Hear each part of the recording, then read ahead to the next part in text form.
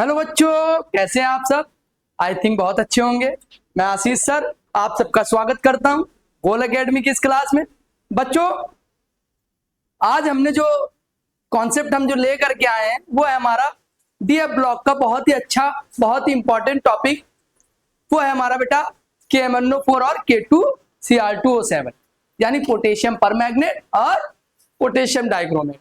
बेटा ये दोनों के दोनों यौगिक हमारे लिए बहुत इंपॉर्टेंट है। क्यों? क्योंकि बेटा पेपर में से कोई ना कोई या तो K2Cr2O7 या फिर KMnO4 में से कोई ना कोई एक में से क्वेश्चन जरूर आते हैं। या तो पूरा पूरा क्वेश्चन दे देंगे लॉन्ग में, या फिर बेटा इसकी रिएक्शंस आ जाती है पेपर में। तो इसको बहुत अच्छे से पढ़ना है। डी ब्लॉक से रिलेटेड है। क्या है बेटा ये? बेटा ये एक बहुत ही अच्छा ऑक्सीकारक होता है जो कि ऑक्सीकारक के रूप में प्रयुक्त किया जाता है किसी भी अभिक्रिया में। आई बात समझ में? हाँ, तो अभी अब इसको पढ़ेंगे अच्छे से और स्टेप बाय स्टेप सारी चीज इसकी अब समझेंगे।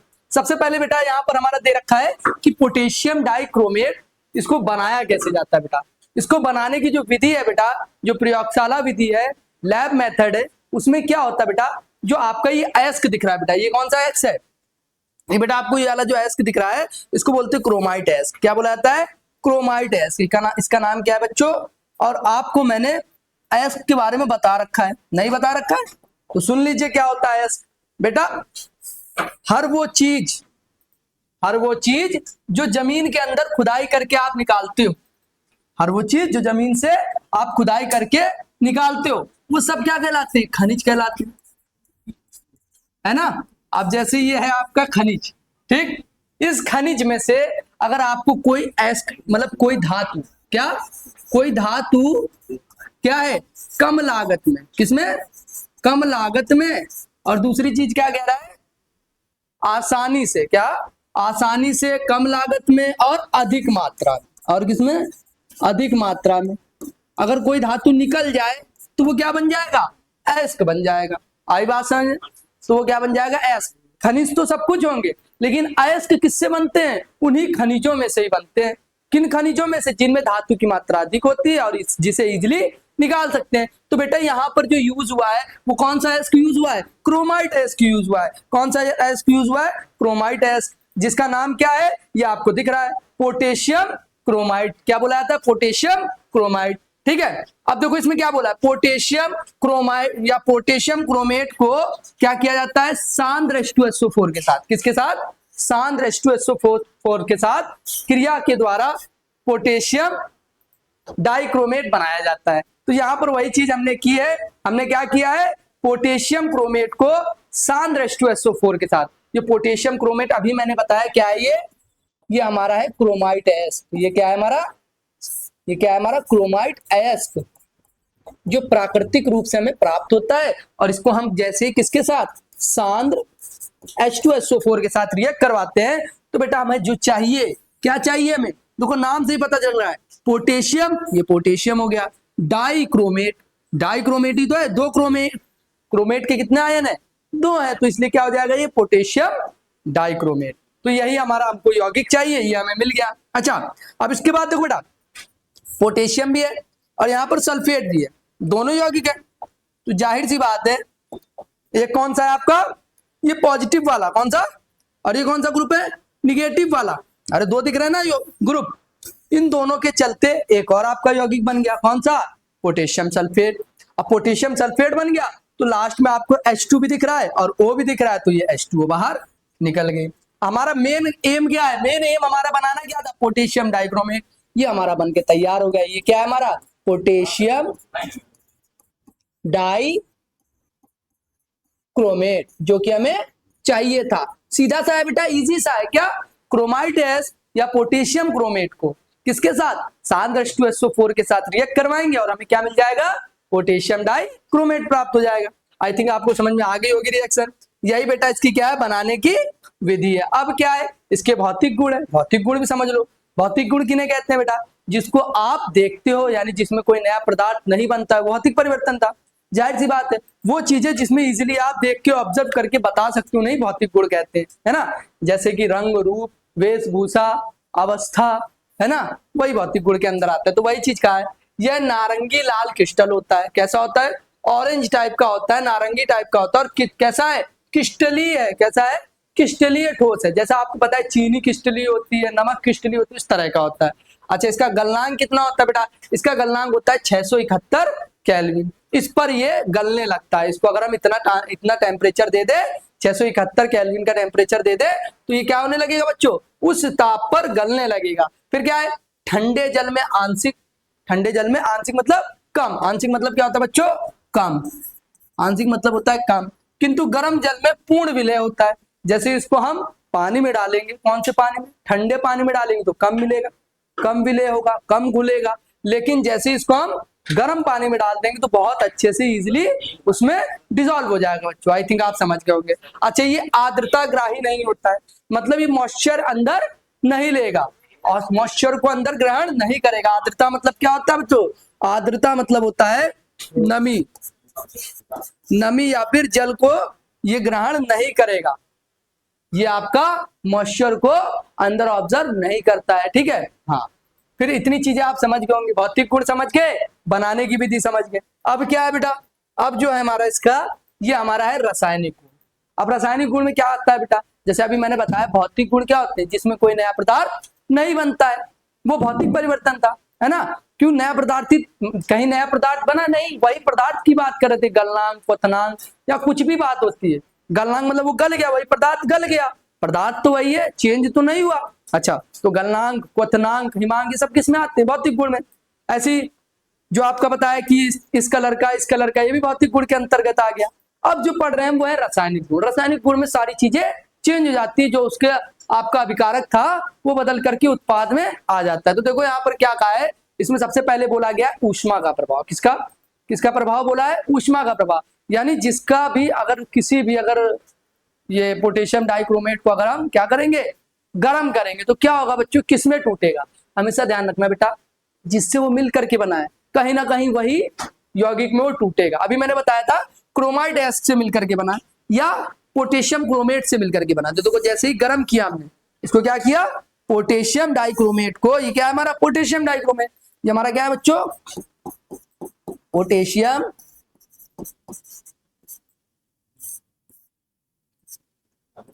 डाइक्रोमेट। इसको जैसे ही हमने क्या कर दिया बच्चों, गर्म किया, तो गर्म करने पर क्या हो रहा है बेटा, ये पोटेशियम डाइक्रोमेट, जिससे देखो बनाने की विधि अगर आप देखें, अगर आप बनाने की विधि देखोगे बच्चों, तो देखो उससे मिलती जुलती रिएक्शन है कहीं ना कहीं। देखो वहां पर क्या था, हम जब बना रहे थे तब क्या लेके चले थे, क्रोमाइड एसिड या फिर पोटेशियम क्रोमेट, और इसको मिला करके तब क्या बना था, पोटेशियम डाइक्रोमेट। अब क्या कर रहे, गर्म कर रहे, तो देखो बेटा अपोजिट वही चीज प्राप्त हो रही है, वही चीज तो प्राप्त हो रही है। देखो अगर आप देख सकते हैं तो वही चीज है, क्या है, पोटेशियम डाइक्रोमेट को जैसे ही हम गर्म कर रहे हैं तो किस में कन्वर्ट हो रहा है, जैसा कि हमने बनाने की विधि में देखा था, इसकी हेल्प से बना रहे थे, अब उसमें ही वो टूट गया है। किसमें टूट गया है, पोटेशियम क्रोमेट में। किसमें, पोटेशियम क्रोमेट में। किसमें टूटा, पोटेशियम क्रोमेट में। और जाहिर सी बात है, किसी भी चीज को आप गर्म करते हो तो वो अपने अवयवी यौगिकों में, तत्वों में या फिर आयनों में टूट जाता है। तो यहाँ पर इसके जो अवयवी यौगिक है वो क्या है, पोटेशियम क्रोमेट है, जिससे मिलकर के वो बना है। और क्या क्या टूटा, और किस किस में टूटा, और बेटा क्रोमाइट में टूटा। किसमें, क्रोमाइट या क्रोमिक ऑक्साइड में टूटा, ये हमारा क्रोमिक ऑक्साइड हो गया। और लास्ट में क्या निकली है, ऑक्सीजन गैस। कौन सी गैस निकली है बच्चों, ऑक्सीजन गैस मुक्त होती है। और हमेशा ध्यान रखना, किसी भी चीज को अगर आप गर्म कर रहे हो तो उससे गैस निकलती है। कौन सी, कोई सी भी, जो भी जिसमें उसमें उपस्थित होंगी वो गैस इसमें से रिलीज हो जाएगी। यहाँ पर ऑक्सीजन ही दिख रहा है तो ऑक्सीजन गैस रिलीज हो गई।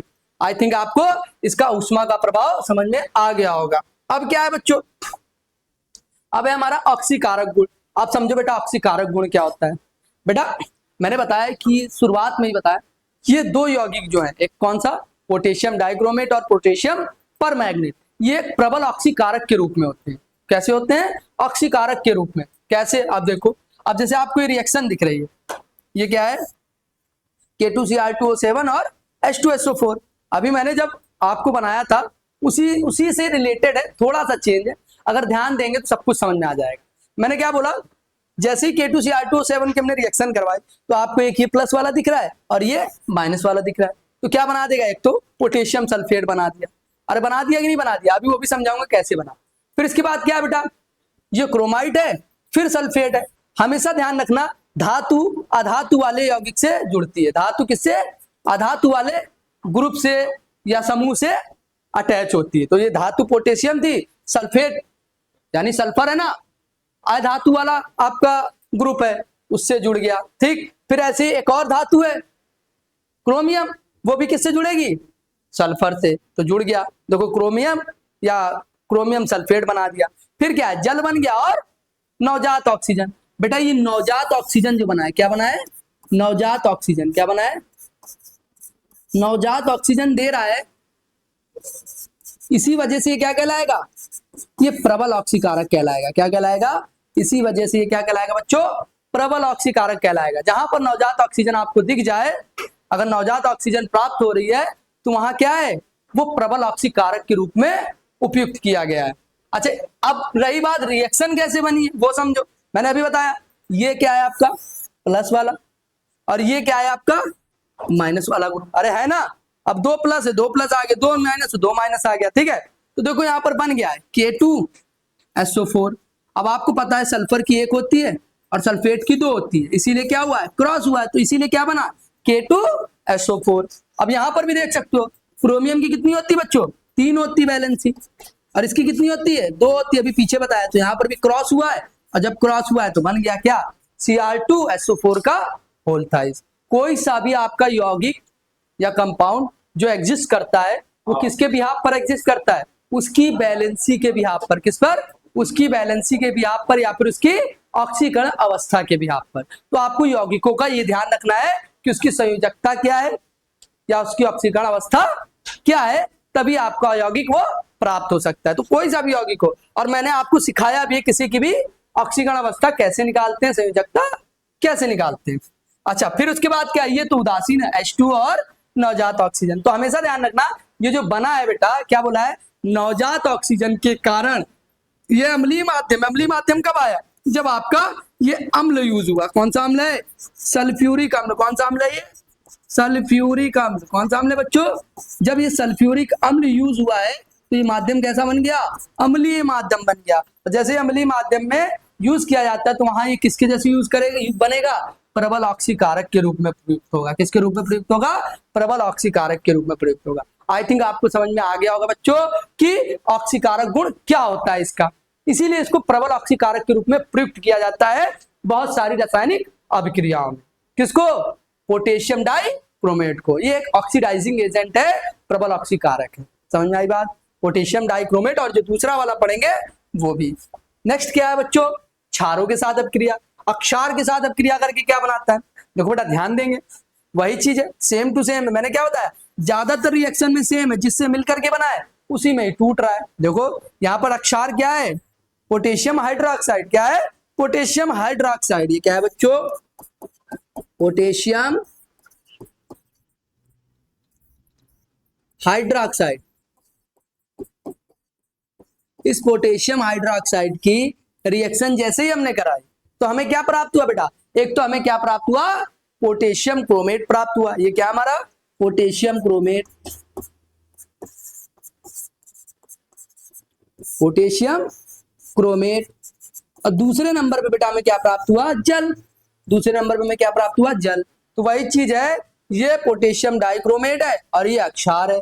अक्षार की पोटेशियम डाइक्रोमेट के साथ जैसे रिएक्शन करवाते हैं तो क्या बनता है हमारा ये क्या बनेगा बेटा? पोटेशियम क्रोमेट तथा जल प्राप्त हो जाएगा। आई थिंक आपको समझ में आ गया होगा। क्या कि बेटा आपको अगर याद हो तो मैंने 2 रिएक्शन को एक साथ जोड़ा। कौन कौन सी? अब ये तीसरी जुड़ रही है। अगर आप ध्यान देंगे तो सबसे पहले हमने क्या लिया था? सबसे पहले हमने लिया था यही तो था बेटा। अगर आप देखो मैं रफ कर देता हूं थोड़ा सा जिससे आपको इजिली दिख जाए। अगर आप देखो ये क्या है? ये K2CrO4, यही तो था बेटा क्रोमाइड है X, और इसी को क्या बोलते हैं? पोटेशियम क्रोमेट बोला जाता है। अरे बोला जाता है कि नहीं बोला जाता है बताइए? यही पोटेशियम क्रोमेट की हेल्प से हम क्या बना रहे थे?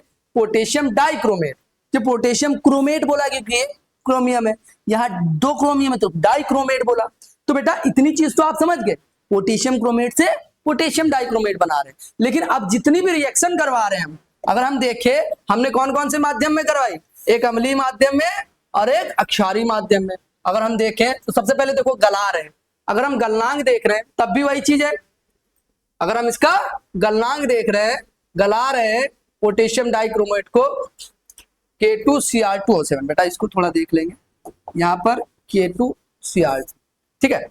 तो पोटेशियम डाइक्रोमेट को भी अगर हम गला रहे हैं तो क्या बना रहा है बच्चों, पोटेशियम क्रोमेट बना रहा है। एक तो इस रिएक्शन में आपने देख लिया, अरे देख लिया ना, जिससे मिलकर के बना था, अब जो बन गया उसको दोबारा से हम तोड़ रहे हैं तो किसमें टूट रहा है, जिससे मिलकर के बना था, वही तो आ गया। अच्छा अब यहाँ पर भी देखो, यहाँ पर भी आप देख सकते हैं, यहाँ पर भी क्या किया हमने, हमने जब रिएक्शन करवाई है तब भी हमने क्या देखा, पोटेशियम डाइक्रोमेट है, पोटेशियम हाइड्रोक्साइड से रिएक्ट कर रहा है, क्या बना रहा है, पोटेशियम क्रोमेट ही बना रहा है। यानी 3 रिएक्शन एक साथ आपकी ऐड ऑन हो गई। अगर आप थोड़ा ध्यान दें तो बस वही चीज है, क्या बनाने की विधि कहीं ना कहीं उसकी रासायनिक गुण में आपका क्या होती है, यूजफुल होती है। तो थोड़ा उससे लिंक जोड़ करके पढ़ेंगे तो आपको इजिली याद हो जाएगी बच्चों और आप समझ जाएंगे। अच्छा फिर इसके बाद क्या है बच्चों, इसके बाद जो हमारा है वो है हमारा क्या है, कार्बन के साथ अपक्रिया। किसके साथ, कार्बन के साथ। और जब कोई कार्बन के साथ अपक्रिया करता है तो क्या है, वो अपचयन अपक्रिया दिखाएगा। क्या दिखाएगा, अपचयित हो जाएगा।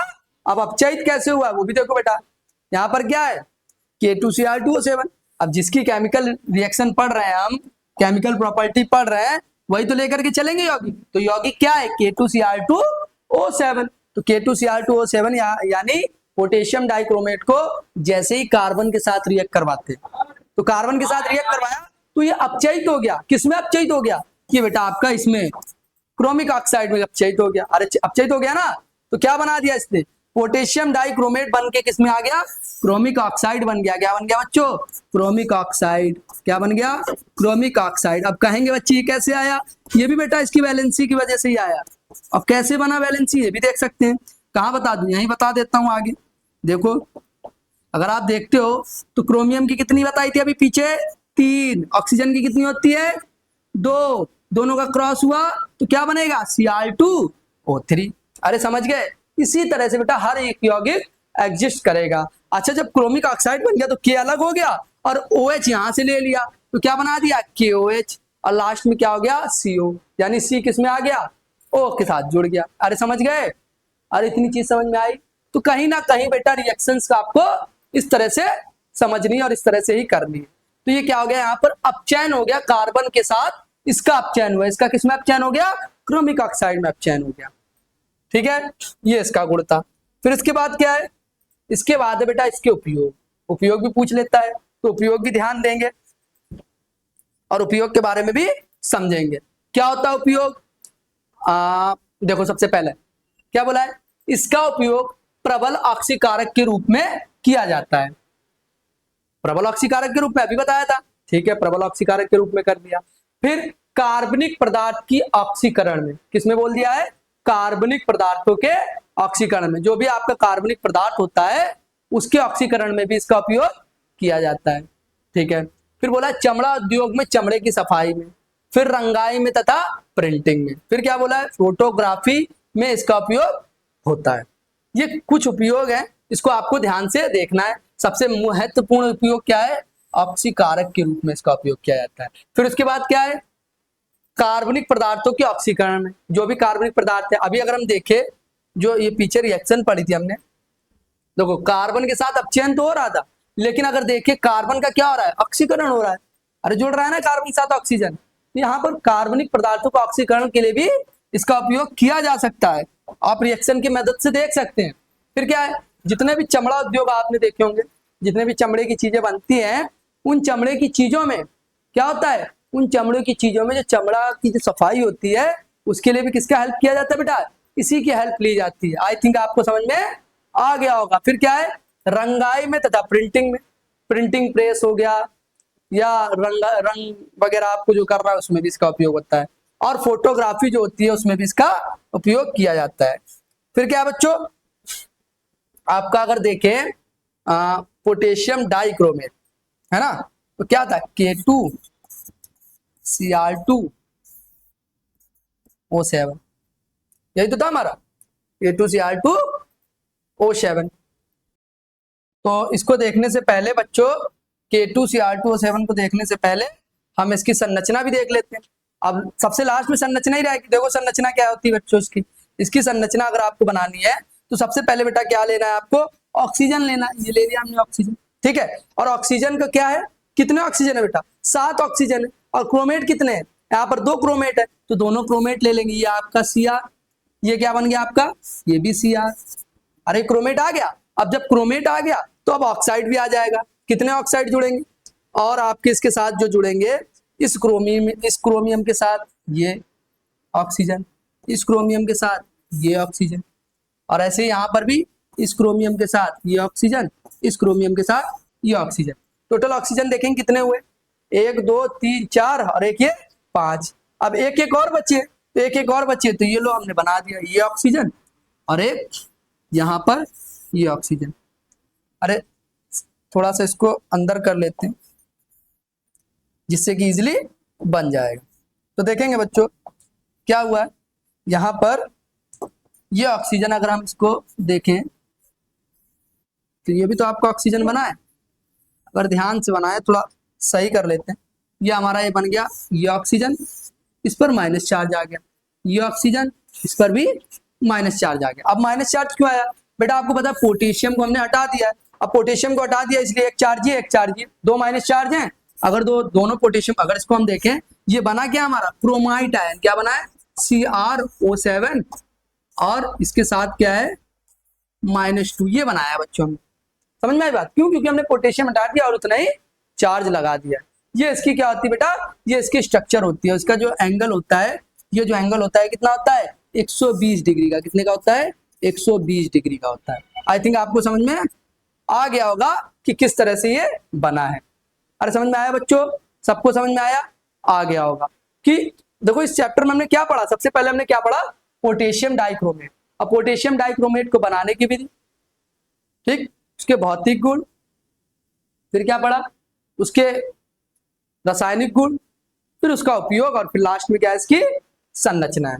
इस तरह का बेटा ये आपका पोटेशियम डाइक्रोमेट होता है। अब जो दूसरा वाला है बेटा, वो दूसरा वाला क्या है हमारा, पोटेशियम परमैग्नेट। क्या है बच्चों, पोटेशियम परमैग्नेट। तो पोटेशियम परमैग्नेट को समझेंगे और इसको भी शुरू करेंगे। क्या है यह, परमैग्निक अम्ल HMnO4 का पोटेशियम लवण। देखो बेटा इसका नाम क्या है, देखो ये चीज समझेंगे, किससे बनाई, परमैग्निक अम्ल। कौन सा अम्ल है, परमैग्निक अम्ल। अरे परमैग्निक मतलब मैग्नेट या मैग्नीज, उसी का ही पोटेशियम लवण है। केवल क्या कर दिया, ये H की जगह क्या आ गया, पोटेशियम आ जाए तो हमारा क्या बन जाएगा, पोटेशियम परमैग्नेट। अम्ल से ये लवण प्राप्त हुआ है। पोटेशियम परमैग्नेट क्या हुआ है, जो आपका पोटेशियम परमैग्नेट होता है, क्या होता है, KMnO4। ये लवण कब प्राप्त हुआ, जब किसी अम्ल से अभिक्रिया करवाइए। कौन सा अम्ल है ये, HMnO4। इसी का ही ये क्या है, पोटेशियम लवण है। क्या है ये, पोटेशियम लवण है। जैसे जैसे उसको पढ़ा है वैसे वैसे इसको भी पढ़ेंगे। क्या बोला, बनाने की विधि। तो बनाने की विधि बहुत इजी बेटा, उसमें भी हमने क्या लिया था, क्रोमाइट एसिड लिया था। यहाँ पर क्या लिया है, मैग्नीज का एसिड लेंगे, जिसका नाम क्या है, पायरोसुलाइट एसिड। उसका नाम क्या है, पायरोसुलाइट एसिड। इसको क्या बोलते हैं बेटा, MnO2। क्या होता है ये, MnO2, इसे ही बोलते हैं पायरोसुलाइट एसिड। देखो बोल भी रखा है कि MnO4 का औद्योगिक निर्माण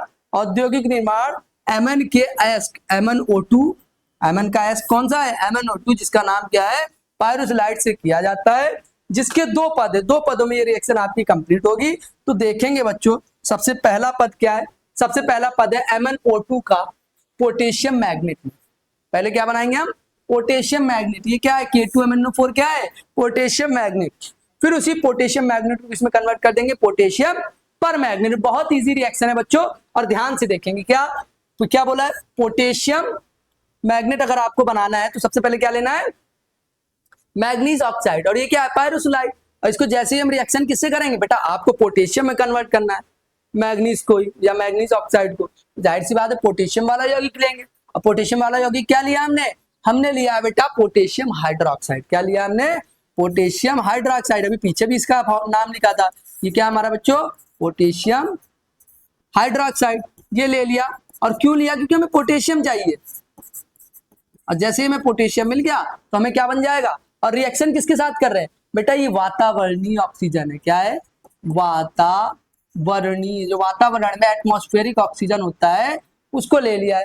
वातावरणीय ऑक्सीजन जैसे ही हमने रिएक्ट करवाई तो हमारा क्या बन गया, मैग्नीज ऑक्साइड जो है वो किसमें, या पायरोक्साइड जो है वो किसमें कन्वर्ट हो गया हमारा, पोटेशियम मैग्नेट में। ये क्या हमारा पोटेशियम मैग्नेट है बच्चों। जैसे ही पोटेशियम मैग्नेट हमें प्राप्त हो गया, पोटेशियम मैग्नेट प्राप्त हो गया, और आपको पता है OH है, एक H कहीं से लेगा या इसी से ही H ले लेगा और H2O निकलेगा। जहां पर हाइड्रोक्साइड होता है वहां पर मैक्सिमम चांस क्या होता है, जल के कण बाहर निकल जाते हैं। तो हमें तो पहले पोटेशियम मैग्नेट प्राप्त हो गया, मैग्नीज ऑक्साइड से पोटेशियम मैग्नेट। अब जैसे ही पोटेशियम मैग्नेट प्राप्त हुआ तो इसको पर मैग्नेट बनाना है, यानी इस 2 को हटाना है। तो इस 2 को हटाने के लिए भी क्या किया, क्लोरीन गैस के साथ अब क्रिया करवा दी। क्या करा, ये K2MnO4 का KMnO4 में ऑक्सीकारक Cl2 के साथ हुआ। किसके साथ हुआ, ऑक्सीकरण। बेटा यहाँ ऑक्सीकरण होगा, यहाँ पर क्या होगा बच्चों, ऑक्सीकरण होगा। ऑक्सी, एक सेकेंड,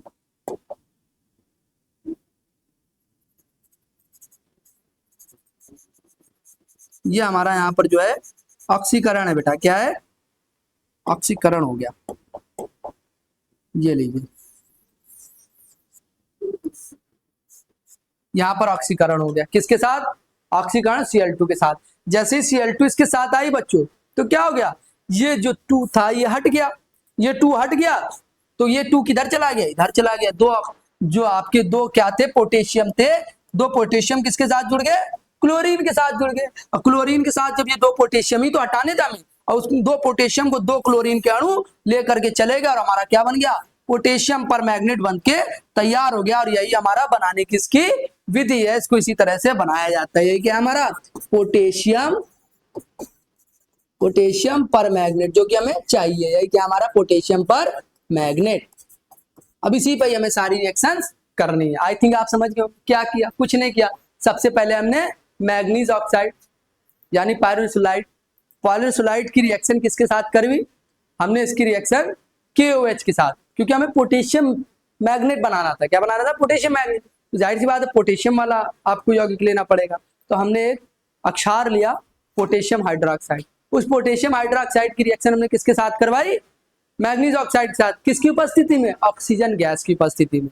और ऑक्सीजन गैस कैसी, वातावरणीय। जैसे रिएक्शन करवाई तो किसमें कन्वर्ट हो गया, वो आपका कन्वर्ट हो गया पोटेशियम मैग्नेट में। इसी पोटेशियम मैग्नेट को उठा करके दूसरे चरण में हमने क्या कर दिया, Cl2 के साथ ऑक्सीकरण कर दिया। और जैसे ही ऑक्सीकरण किया तो वो Cl2 जो है, जो गैस है, वो पोटेशियम यानी गैस कैसी, तो निगेटिव वाला होता है, निगेटिव वाला अणु है इसमें Cl-, तो प्लस वाले यानी K+ को, यानी 2 गैस हैं, 2 गैस के अणु हैं, यानी Cl2 है तो 2 ही K भी लेगा, दोनों को लेगा और लेकर के बाहर निकल गया। हमारा क्या बन गया, उसने क्या बना दिया बेटा, वो हमारा बना दिया KCl। समझ गए, बस इतना हमने किया है।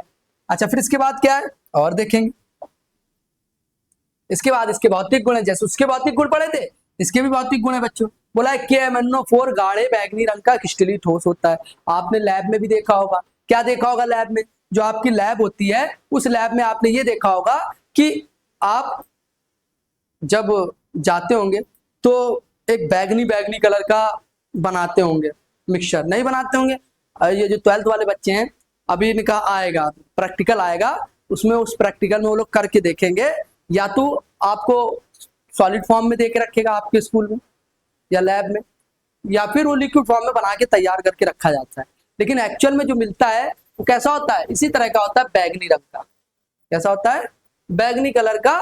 इस बैगनी कलर का और कैसा, ये भी क्रिस्टलीय ठोस है, क्रिस्टल के रूप में होता है। जैसे ही डालोगे ना आप तो वो बैगनी कलर आ भी जाएगा, लवण उसका विलयन, ठीक है। जैसे पानी में डालोगे वो कलर कैसा छोड़ेगा, बैगनी रंग का। और वैसे ही वास्तव में भी बैगनी दिखता है। और कैसा है, क्रिस्टली, जैसे आपका चीनी नमक क्रिस्टल होते हैं ना, उसी तरह से होता है। फिर क्या बोला है, ठंडे जल में अल्प तथा गर्म जल में अधिक। दोनों की वही चीज है, पीछे वाले में भी देखेंगे, ठंडे जल में आंशिक था और गर्म में अधिक था। तो ये ठंडे जल में कम घुलते हैं और गर्म जल में अधिक घुल जाते हैं। इसका गलनांक कितना है, 523। उसका क्या था, ज्यादा था, 600 कुछ था। इसका कितना है, 523 है। फिर बोला KMnO4 को अभिक्रिया में ऑक्सीकारक के रूप में प्रयुक्त किया जाता है। इसको भी बेटा ऑक्सीकारक के रूप में प्रयुक्त किया जाता है। ये दोनों ही के दोनों क्या है, ऑक्सीकारक है, एक प्रबल ऑक्सीकारक है, प्रबल ऑक्सीडाइजिंग एजेंट। कौन कौन से बेटा, पोटेशियम परमैग्नेट और पोटेशियम डाइक्रोमेट। आई थिंक आप समझ गए होंगे। अब क्या है बच्चों, अब इसका रासायनिक गुण देखना है, तो देखेंगे रासायनिक गुण ध्यान से। क्या है बेटा रासायनिक गुण, रासायनिक गुण में भी बहुत इजी है, अगर आप ध्यान देंगे। क्या बोला है, सबसे पहले बोला है इसमें कि ताप का प्रभाव। क्या बोला है, ताप का प्रभाव। जैसे उसमें पढ़ा था हमने ताप का प्रभाव, इसमें भी ताप का प्रभाव है। क्या है, मैंने क्या बताया, अगर आप देखो, क्या देखो कि जो बनाने की विधि है, क्या जो बनाने की विधि है जिससे वो बना है, उसी में ही आपको कहीं ना कहीं स्टेप किसमें दिखेंगे, रासायनिक गुण में भी दिखेंगे। तो देखो दिख गया बच्चों, पिछले में भी आपको जोड़ा था, इसमें भी जोड़ देते हैं, देखेंगे क्या देखेंगे, रिएक्शन देखेंगे। क्या बोला है, जो पोटेशियम परमैग्नेट है किसमें टूटा, पोटेशियम मैग्नेट में टूट गया। अरे टूट गया ना, और अभी हमने बनाया था पोटेशियम मैग्नेट को पोटेशियम परमैग्नेट बनाया था ना, तो वही चीज है बेटा, टूट गया ना पोटेशियम मैग्नेट में। जैसे इसको हमने उष्मा दी, कितनी उष्मा दी, 200 डिग्री सेल्सियस की, वो किसमें टूट गया, पोटेशियम परमैग्नेट पोटेशियम मैग्नेट में। और मैंने क्या बताया, जब गर्म करते हैं तो गैस निकलती है, कौन सी गैस निकल गई, O2। और ये भी तो ऐड किया था हमने MnO2 का, याद हो, तो वो भी आपकी बाहर निकल गया। अरे आई बात समझ में, कहीं ना कहीं बनाने की विधि से केमिकल रिएक्शन, रासायनिक अपक्रिया जुड़ी होती है। अरे समझ रहे हैं हमारे बच्चे, समझ रहे हैं। अच्छा तो देख लेंगे आगे क्या है, यही चीज है, देखो समझ गए होंगे। क्या है, पोटेशियम परमैग्नेट, ये क्या है, पोटेशियम परमैग्नेट। पोटेशियम परमैग्नेट किसमें टूटा, पोटेशियम मैग्नेट में बच्चों, किसमें टूटा, पोटेशियम मैग्नेट में। और मैंने अभी आपको इसका लिंक बताया कैसे जुड़ा है, ये आपको पता होना चाहिए। क्या पता होना चाहिए बच्चों, कि जिससे बना है, बनाने की विधि आपने जो पढ़ी है उसी से ये मिलता जुलता है। देख लेंगे, देखो अगर हम ध्यान देंगे तो ये देखेंगे, दिख रहा है बच्चों, क्या मैग्नीज ऑक्साइड था, KOH के साथ रिएक्शन करी, ऑक्सीजन के साथ क्या बना, पोटेशियम मैग्नेट बना। तो बेटा देखो पोटेशियम मैग्नेट से पोटेशियम पर मैग्नेट बना था। अब जब तोड़ रहे हैं तो क्या उल्टा ही तो हो रहा है, पोटेशियम पर मैग्नेट किसमें टूट रहा है, पोटेशियम मैग्नेट से। यानी एक रिएक्शन को दूसरी रिएक्शन से मैंने जोड़ दिया है। और क्या बेटा, जब भी किसी चीज को अगर उष्मा देते हो तो उसमें क्या होता है, कोई ना कोई गैस रिलीज होती है। तो यहाँ पर ऑक्सीजन है, तो जाहिर सी बात है केवल और केवल कौन सी गैस रिलीज होगी, ऑक्सीजन गैस रिलीज हुई हमारी, ये हमारी ऑक्सीजन गैस रिलीज होगी। दूसरी चीज क्या है, अभी आपको बताया कि बनाने की विधि में ही क्या क्या आया था, पोटेशियम मैग्नेट भी, और ये आपका एस्क भी आया था। कौन सा एस्क था, ये पायरोसोलाइट, तो पायरोसोलाइट में भी टूटेगा। अरे समझ गए, हाँ। तो ऊष्मा के प्रभाव में ज्यादातर ऐसा देखने को मिलता है ना, ऊष्मा का प्रभाव में जब किसी चीज को अगर आपने बनाया था जिससे, उसी में ही वो टूटेगा ज्यादातर, मैक्सिमम चांस में, है ना। तो इस तरह से इसको आप ध्यान रख सकते हैं। तो समझ गए होंगे आई थिंक बच्चे, वेरी गुड।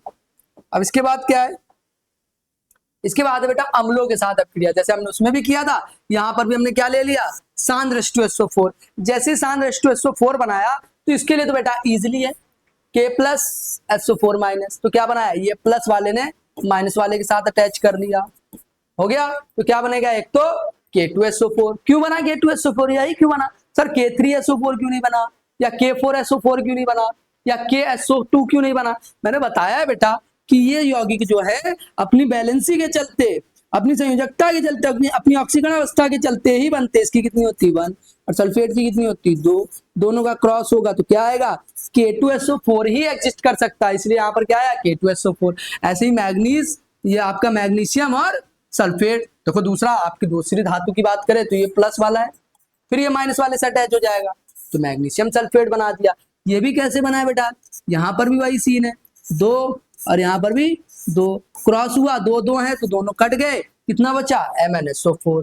फिर लास्ट में क्या है आपका उदासीन H2O, और लास्ट में क्या निकला हमारा, ऑक्सीजन गैस बाहर रिलीज हो गई है। अरे समझ गए, अरे समझ गए होंगे हमारे बच्चे, बहुत समझदार है। आगे बढ़ते हैं, आगे क्या है, अक्षारों के साथ अपक्रिया। जैसे उसमें अक्षार लिया था KOH, यहाँ पर भी हमने क्या ले लिया, KOH ले लिया है। जैसे KOH की रिएक्शन करेंगे तो क्या बनाएगा बेटा, K2MnO4, क्या बनाएगा, K2MnO4। फिर दूसरा क्या है, H2O + O2, क्या है, यहाँ पर भी K है, यहाँ पर भी K है, तो दोनों ही K जुड़ गए बेटा, चार चार थे 4, तो K2, फिर क्या है MnO4, ये MnO4 आ गया। लास्ट में क्या बेटा बच्चा, लास्ट में आपका OH बचा है, लेकिन 4 अणु बचे हैं, तो 2 तो यहां निकल गए H2, है ना, और एक ऑक्सीजन गैस बाहर रिलीज हो गई। अरे समझ गए, इसमें कुछ नहीं हुआ है। जैसे हमने इसको किसके साथ करवाया, अक्षार के साथ अपक्रिया करवाई है, किसकी, पोटेशियम परमैंगनीट की। तो क्या बना बेटा, एक तो हमारा ये क्या बना, पोटेशियम मैग्नीज ऑक्साइड, है ना, और फिर दूसरा क्या बना आपका जल, और तीसरी गैस निकल गई। गैस आपको देखो हर रिएक्शन में देखने को मिल रही है, यहां पर भी गैस निकली है ऑक्सीजन, यहां पर भी आपकी ऑक्सीजन, और बनाने की विधि में तो भाई जोड़ा ही जाता है। तो तीनों में आपको सिमिलर क्या मिल रहा है कि ऑक्सीजन गैस निकल ही रही है, तो ऑक्सीजन गैस आपको ध्यान रखनी है, ठीक है। और एक चीज आप और देख सकते हैं, एक चीज क्या और देख सकते हैं इसमें कि बच्चों एक चीज और सिमिलर है कि बेटा कि 2 रिएक्शनों में H2O भी आपका अटैच है, यानी जहां पर OH दिख जाए तो वहां पर H2O निकलना ही निकलना है। तो यहां पर भी OH दिख गया, H2O निकल गया, पीछे वाली में भी OH दिख गया तो H2O निकल गया। तो बेटा ये अक्षारों के साथ अपक्रिया होगी। अक्षार के साथ के बाद क्या है, अक्षार के साथ है बेटा ऑक्सीकारक गुण। जैसे पिछले का पढ़ा था ऑक्सीकारक गुण, इसका भी ऑक्सीकारक गुण पढ़ लेंगे। क्या बोला है नवजात ऑक्सीजन, मैंने अभी बताया था, अगर नवजात ऑक्सीजन निकल रहा है, यहां पर भी क्या आया, नवजात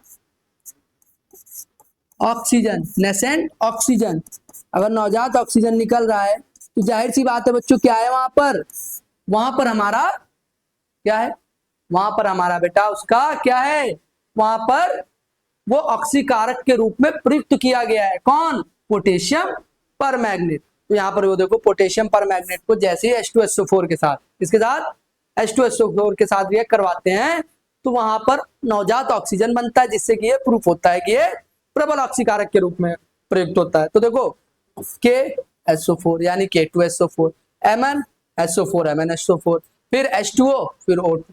बेटा अभी पीछे ही वाली रिएक्शन अगर देखा जाए तो क्या है, जो पीछे अभी आपने रिएक्शन पढ़ी वही है, वही तो है। वहां पर भी H2SO4 से आपने अभिक्रिया देखी, और यहाँ पर भी आपने क्या देखी, H2SO4 के साथ अभिक्रिया देखी है।